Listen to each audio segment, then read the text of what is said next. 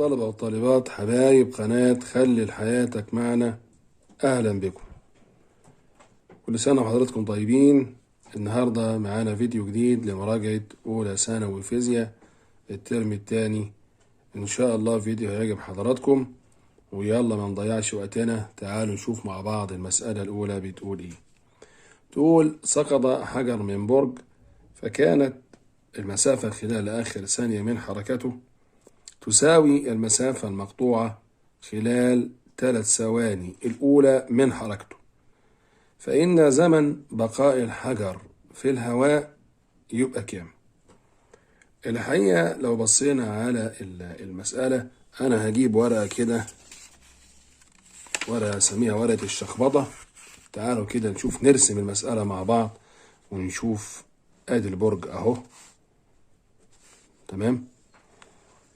الجسم سقط من قمة البرج، فأنا بقول إيه؟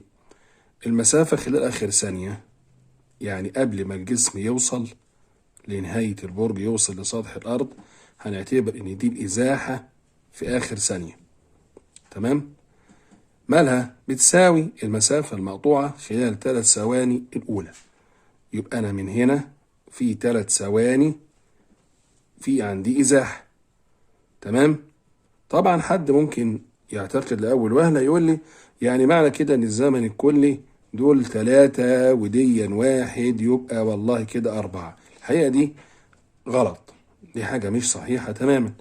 طب امال ايه؟ لا، تعالوا كده نشوف احنا هنشتغل ازاي في المسألة دي. دلوقتي انا عندي الجسم سقط، هشيل كده الورقة، مادام سقط يبقى عندي السرعة الابتدائية بتاعتي بصفر، يعني الفي اي عندي بتساوي 0. لو بصينا على المعادلة التانية بتقول ايه؟ الدي بتساوي في اي تي بلس نص جي تي تربيع. انا عندي الجزء ده هيبقى خلاص بصفر، تمام. يبقى عندي الدي، تمام، خلال ال3 ثواني هتساوي نص الجزء ده خلاص مش موجود، يبقى هاخد نص الجزء التاني، نص في الجي ب10 في 3 تربيع. حسابيا 3 تربيع ب9، وهنا 2 مع 10 يديني 5. 5 في 9 ب45 متر. دي الإزاحة بعد 3 ثواني الأولى من حركته، تمام. اللغز يا جماعة بتاع المسألة في الجزء ده أهو، الجزء ده أهو اللي هو بيقول إيه بقى؟ إنه الدي خلال آخر ثانية اللي هي الإزاحة في ثانية اللي هي الأخيرة بتساوي الإزاحة الكلية لما أشيل منها الإزاحة قبل الثانية الأخيرة. يعني هرجع تاني للرسمة ورقة الشخبطة أهي، تمام. الإزاحة اللي في الثانية الأخيرة أهي، لو أنا جبت الإزاحة الكلية شلت منها الإزاحة قبل الثانية الأخيرة دي كده في الجزء ده، يديني الإزاحة دي. لكن أنا عندي معلومة بتقول لي إن الإزاحة اللي في الثانية الأخيرة بتساوي الإزاحة في ال3 ثواني.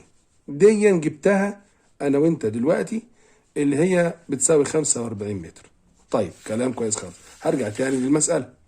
أنا قلت الإزاحة خلال آخر ثانية تساوي الإزاحة الكلية لما أشيل منها الإزاحة قبل الثانية الأخيرة، يبقى هتساوي، طبعا هطبق القانون عادي خالص، يبقى دي هتساوي الإزاحة الكلية، يبقى الجزء الأولاني ده خلاص برضو بصفر عندي في القانون، نص جي يبقى 5 تي تربيع ناقص 5، تمام.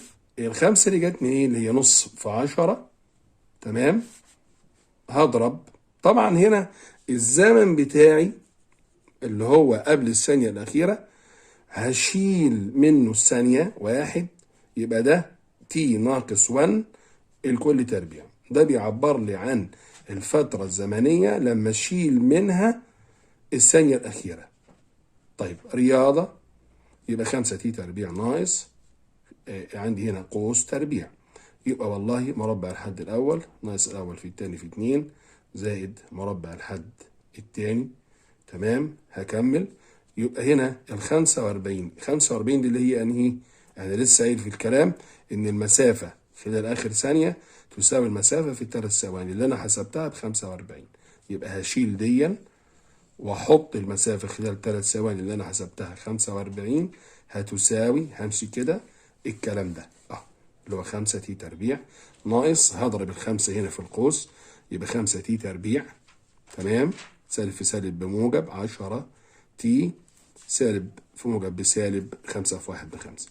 هنا 5 تي تربيع مع 5 تي تربيع يبقى 45، 10 تي ناقص 5 بتساوي الكيل 45 اهو، تمام.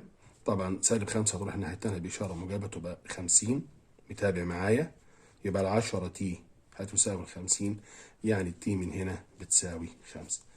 الزمن ده هو الزمن الكلي، هو زمن وجود الجسم اللي هو طالبه مني في الهواء، اللي هو بنسميه زمن التعليق أو بقاء الحجر في الهواء. أعتقد مسألة ظريفة ما فيهاش مشكلة.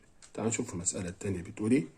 بيقول لي والله السرعة المتوسطة لجسم تبقى كام بحيث إن الجسم ده يسقط سقوط حر خلال ثانيتين الأوليتين من سقوطه، علما بأن الجي بتساوي 10 متر لكل ثانية تربيع. طيب أنا مادام سقط يبقى عندي السرعة الابتدائية بصفر، تمام. السرعة النهائية أنا معرفهاش، الزمن عندي باتنين، الجي مقدار عجلة الجاذبية 10 متر لكل ثانية تربيع. القانون بتاع السرعة المتوسطة بتساوي السرعة الابتدائية زائد السرعة النهائية على 2 مجموعهم على عددهم، تمام. يبقى إذا من القانون دون الفي اف، تمام. طبعا انا عندي من المعادله الاولى الفي اف بتساوي الفي اي بلس الجي تي. طيب يبقى اذا من هنا الفي اي خلاص مش موجوده عندي بصفر، يبقى الفي اف هتساوي الجي عندي ب10 التي ب2، يعني الفي اف بتساوي 20 متر لكل ثانيه. متابع معايا؟ يبقى في الحاله دي الفي داش هطبق، انا جبت خلاص الفي اف قيمتها ب20، يبقى الفي داش هتساوي الفي اي بصفر زائد 20 على 2، 20 على 2 10 متر لكل ثانيه. برضو مساله ما فيهاش مشكله. تعال نشوف المساله الثالثه بتقول لي ايه.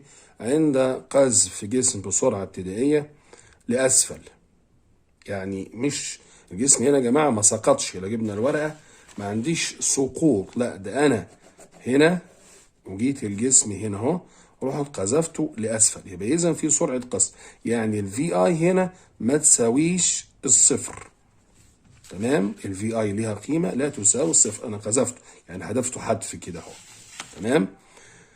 الرسم البياني اللي بيمثل هذه العباره هيبقى فين؟ هل هو الف ولا ب ولا ج ولا د؟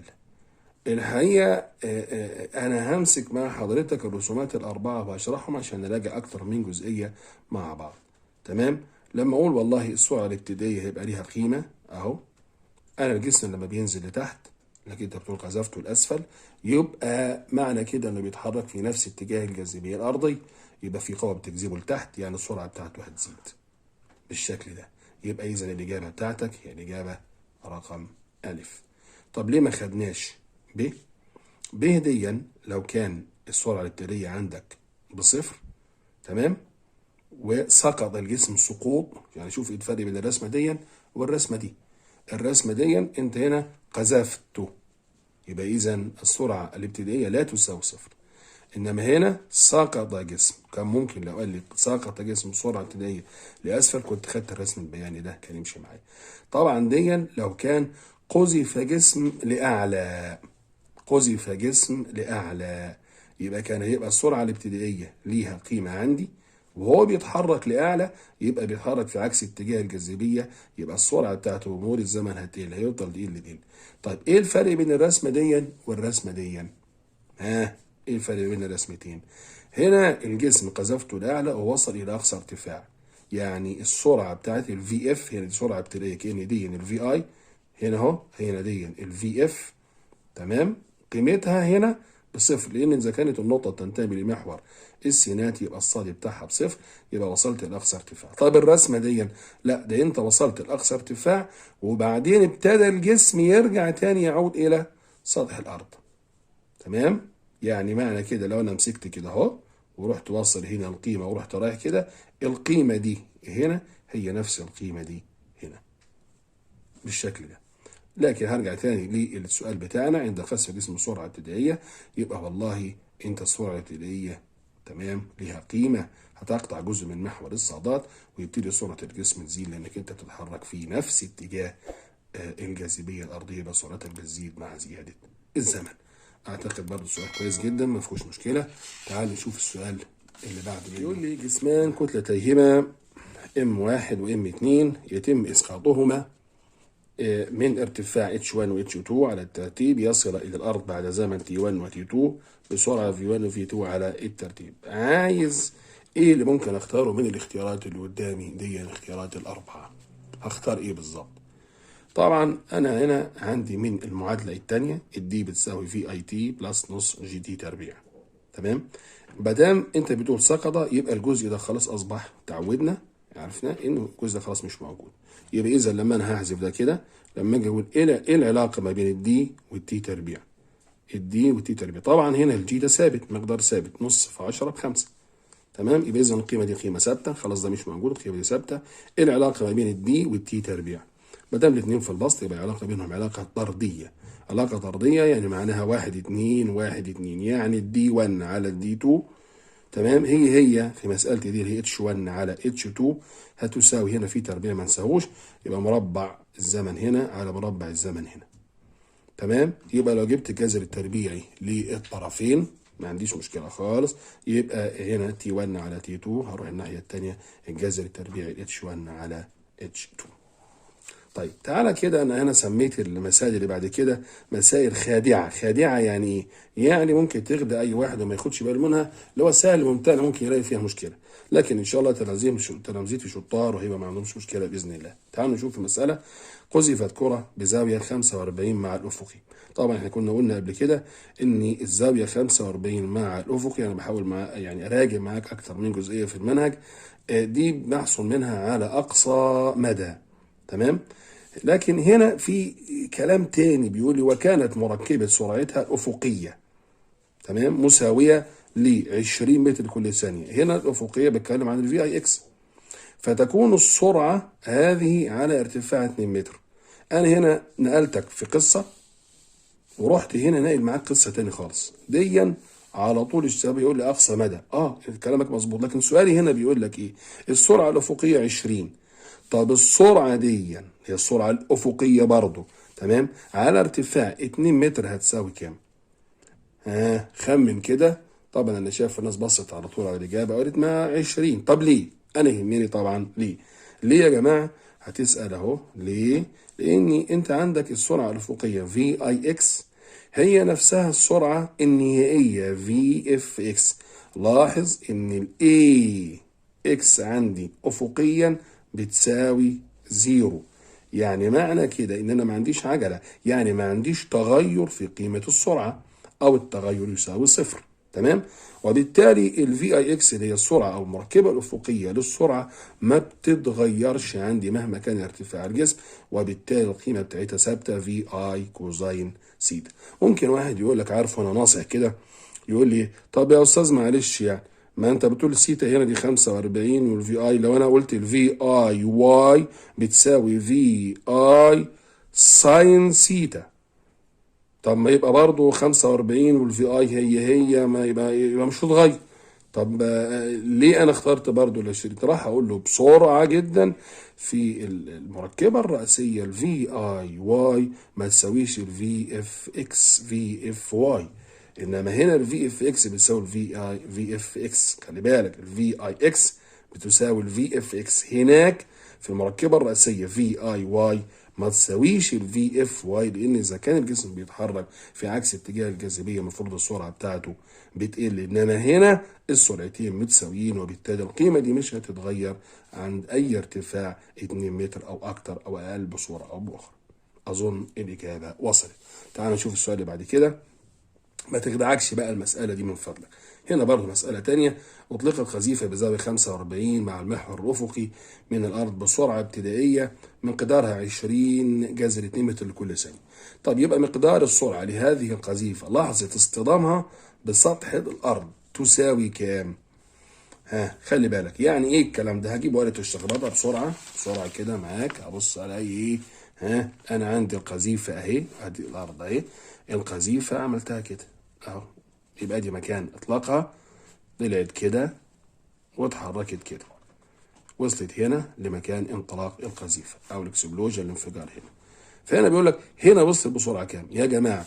السرعة اللي انطلق بيها الجسم من هنا لازم نتعلم إنها نفس السرعة اللي هيوصل بيها الجسم لسطح الأرض. السرعة اللي انطلق بيها هنا هي نفس السرعة اللي هيوصل بيها هنا، يبقى القيمة مش هتتغير. يبقى أنا لما أجي أبص هنا طب فين بقى القيمة؟ 20 جذر 2 ده مش قاعدة.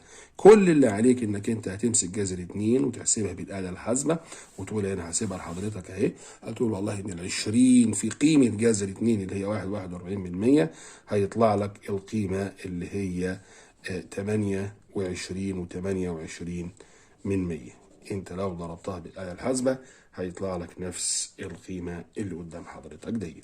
طيب بص بقى كده المسألة اللي جاية قانونها ناس كتير ما تعرفوش، بس طبعا مش انتوا لان انتوا عارفين ان كنتوا طلبة شطار وعلى اعلى مستوى، واكيد هتعرفوا القانون بتاعنا. عند اطلاق عدة مقذوفات مختلفة بزوايا مختلفة، فإن المقذوف الذي يصل إلى أقصى مدى هو الذي يطلق بزاوية كام. هنا لما أقول أقصى مدى حد يعني على طول هيقول لي طب 45. لما نيجي نبص هنا تمام أنا ما عنديش ال 45، فهتقول ده إيه ده المسألة دي غلط ولا لا لا لا. أقصى مدى في الزوايا دي المقصود بالسؤال أقصى مدى في الزوايا دي ممكن يبقى كام. فهنا القانون اللي أنا بقول عليه إنه R بتساوي سالب في اي تربيع ساين 2 سيتا على الجي. لو بصينا على القانون ده يا جماعة بص نلاقي إن الآر هنا مع ساين 2 سيتا علاقة طردية، ومعروف إنه جيب الزاوية اللي هي الساين مع الزاوية طردي، يبقى الزاوية مع الجيب بتاعها طردي، والزاوية يبقى الجيب كله بقى بزاويته كده طردي مع ار. يعني ار تزيد لما الزاوية تزيد، لان الزاوية هتزيد الجيب يزيد معانا الشباب. يبقى لما اجي ابص هنا هبص الاقي ان الزاوية دي اللي هي 25 هتبقى 2 في 25 ب50 ساين 50 هي اكبر من ساين 10 وساين 20، لان في علاقة طردية ما بين ساين الزاوية. ودي جزئية ممكن نحب نوضحها للشباب هنا يا جماعة، يعني معلومة نقولها لحضرتك يعني لحضراتكم. يعني انا عندي ايه الفرق ما بين ساين الزاوية وما بين كوزين الزاوية؟ الفرق يا جماعة ان الزاوية هنا زاوية سيتا مع ساين سيتا العلاقة ما بينهم علاقة طردية، اما سيتا مع كوزين سيتا العلاقة ما بينهم علاقة عكسية.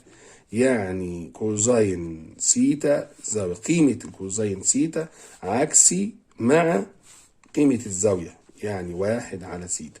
انما هنا الساين هتبقى طردي مع السيتا، علاقة طردية هنا علاقة عكسي. يعني كل ما بتزيد، عشان كده لما بقول مثلا جاتا 0 ب1 انما جاتا 90 ب0. تمام. فالجزئية دي كمان يمكن يعني نقول برضو فيها معلومة كده، انا بحاول اجمع اكتر من جزئية. ان لو كانت عندي سيتا اقل من 45 يبقى كوزين الزاوية هيبقى أكبر من ساين الزاوية. لو كانت القيمة بتاعت سيتا أقل من 45 مش بتساويها أقل من 45 يبقى الكوزين سيتا أكبر من ساين سيتا. الحتة دي بتفيدني في إيه؟ في حتة الضرب الاتجاهي والضرب القياسي، لأن الضرب القياسي فيه إيه؟ الكوزين سيتا، لأنك أنت بتقول لو أنا جيت قلت A دوت B ده ضرب قياسي تمام، يبقى هتساوي ال A B كوزين الزاوية. طب الناحية التانية في الضرب الاتجاهي هيبقى عندي ال A كروس B تمام كده، كروس يبقى عندي فيها الساين، يعني A B ساين كروس ساين، كروس فيها اخرها اس فتيجي ساين.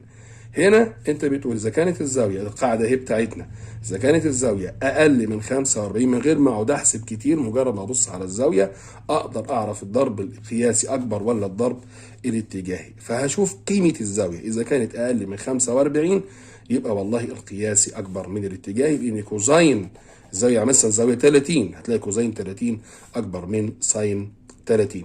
طب لو كانت بتساوي 45 في الحالة دي القياسي بيساوي الاتجاه، لان انت الحالة الوحيدة اللي الكوزين سيتا فيها بتساوي ساين سيتا لما تكون والله الزاوية 45، لأن هتساوي في كلتا الحالتين كوزين 45 وساين 45 اللي هي 1 على جذر 2. أنا عارف بقول معلومات سهلة وكلكم عارفينها، بس أنا بفكر الشباب بيها. طب لو كانت أكبر من، يعني هنا قلنا أصغر من 45، هنا أكبر من 45، الزاوية قيمتها أكبر من 45 اللي هجيبها لي، يبقى هعكس الكلام دون. في الحالة دي الاتجاهي هيبقى أكبر من حاصل الضرب الاتجاهي أكبر. ليه؟ لأن الساين في الحالة دي ازاي مثلا 50، مثلا بدي مثال أكبر من 45 وليكن 50، هيبقى أكبر من كوزين 50. يبقى هو القاعدة كمان مرة تانية بسرعة.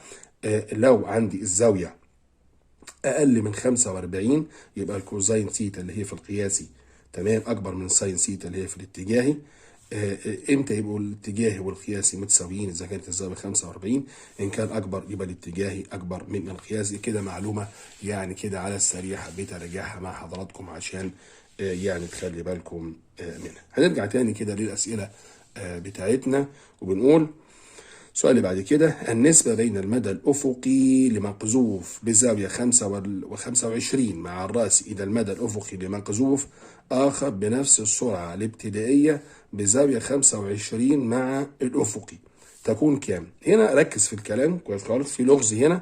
أنا بقول لك مقذوف بزاوية 25 مع الرأس، إحنا في شغلنا بنشتغل مع الزاوية مع الأفقي كام؟ فلما يكون مع الرأسي هجيب ورقة الشخبطة تاني بسرعة كده اهو. انت قذفت الجسم مع الرأسي ب25، طب ما دي كلها 90، يعني معنى كده انك انت هتقولي مع الافقي 65. يبقى هنا في السؤال بتاعي هنا بزاوية 25 مع الرأسي يعني 65 مع الافقي. طب جبت بقى مقذوف اخر قذفته بنفس السرعة الابتدائية بس بزاوية 25، بس مع مين بقى؟ مع الافقي. خلاص يبقى زاويتي هنا 65، هنا زاويتي 25. لو جيت جمعت الزاويتين هتلاقي مجموعهم 90 درجة. واحنا قلنا قاعدة يعني مهمة جدا جدا وبتيجي كتير في الامتحانات نخلي بالنا منها. اذا كان عندك انت جسمين قذفتهم بنفس السرعة الابتدائية وكان الزاويتين اللي انت قذفت بيهم الجسمين دول تمام، حاصل جمع الزاويتين 90 درجة، يعني زاويتان متتامتان حاصل الجمع 90. هنا 65 و25 حاصل الجمع 90 درجة. يبقى في الحالة دي هيبقى R 65 المدى الأفقي في حالة القذف ب 65 هيساوي المدى الأفقي، المدى هنا يساوي المدى هنا. في الحالة دي هتقسم حاجتين على بعض متساويين يبقى النسبة ما بينهم 1 صحيح. هنا يقف صبي على قدميه، صبي يعني ولد على قدميه، طبعا انا عشان ولد فمتحيز للولاد شويه، بس طبعا او وقفت بنت ما فيش مشكله يعني. على قدميه اذا كانت القوه التي تمارسها القدم اليسرى على الارض هي 200 نيوتن، فان القوه التي تمارسها الارض على جسم الصبي تبقى كام من هنا؟ خلي بال حضرتك معانا. طبعا احنا قلنا صبي فعشان البنات ما تزعلش مننا فهنجيب مثلا كده هي بنوته اهي معانا وادي ايه، يعني مثلا انا يعني مش شاطر قوي في الرسم زي بعضه، فانا بقول القدم اليسرى مثلا، اقول القدم اليسرى اهي وادي الارض اهي بتاثر ب 200 نيوتن. طبعا البنت يا جماعه مش يعني مش من ذوي الاحتياجات الخاصه، ده هي ليها رجلين فيبقى في رجل اهي وادي رجل ايه تانية، فان كانت دي 200 هيبقى دي برضه 200 نيوتن.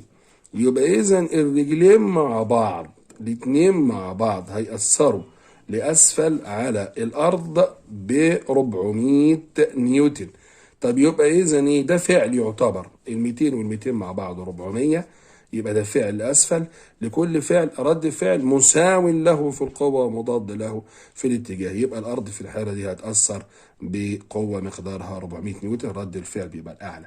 يبقى إذا عشان الجسم ده يبقى متزن يبقى فيه 400 الأسفل في 400 الأعلى بهذه الصورة، ده وزن الجسم وهنا رد الفعل. يبقى الأرض هتأثر مش ب 200، وده اللي ممكن كتير من الشباب يغلط فيه، لا أنا بأثر بكلتا القدمين معا، يبقى 200 و200 400 الأرض هتأثر ب 400 إلى أعلى. وبالتالي يعني شرحناها في ورقة الشخبطة مع بعض. أيهما سؤال 10 له بقول ليس له، خلي بالنا، جسم تؤثر عليه قوة متزنة. كلمة قوة متزنة يعني القوة بتلاشي بعضها البعض، يعني يبقى محصلة القوة المؤثرة صفر. هنا جسم يتحرك بسرعة ثابتة، سرعة ثابتة يعني منتظمة، يعني ثابتة القيمة ما بتتغيرش، وبالتالي العجلة هنا بصفر. جميع ما سبق طبعا جميع ما سبق هي الإجابة السليمة. الحقيقة كفاية كده، أنا تعبت، أكيد أنتوا كمان تعبتوا. إيه ما تعبتوش؟ لا يعني يا جماعة بلاش نكذب بقى، الحقيقة انتظروا الفيديو القادم. حلو الفيديو دي، انتظروا الفيديو القادم. شجعونا، دعمونا، سبسكرايب، وعايزين إعجاب كده على الفيديو عشان يوصلكم كله جديد. يلا، سلام عليكم.